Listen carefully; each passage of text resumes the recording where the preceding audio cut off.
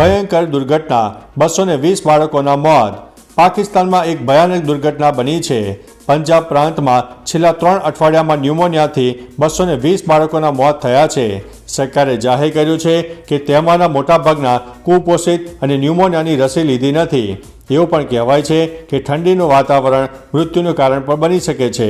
1 જાન્યુઆરીથી પંજાબ પ્રાંતમાં 10,000થી વધુ બાળકોને ન્યુમોનિયા થયો હતો।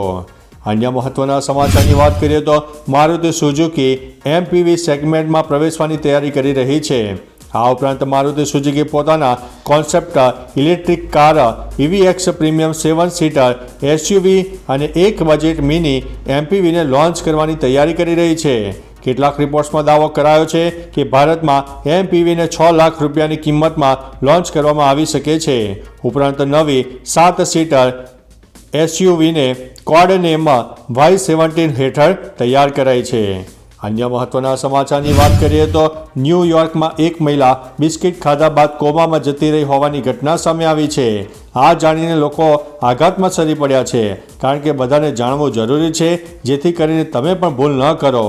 અટોર્ની મારિટ્ઝો એડિમીએ કહ્યું કે બેક્સેન્ડેલે જે બિસ્કિટ ખાધા બાદ તેમાં મગફળીના ટુકડા હતા।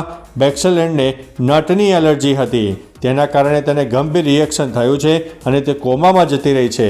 તબીબી ભાષામાં તેને એનાફિલેક્ટિક શોક કહે છે। તો ચાલો મિત્રો, ફરીથી દેશ અને દુનિયાના સુપરફાસ્ટ સમાચાર લઈને મળતા રહીશો। ત્યાં સુધી અમને રજા આપશો। નમસ્તે।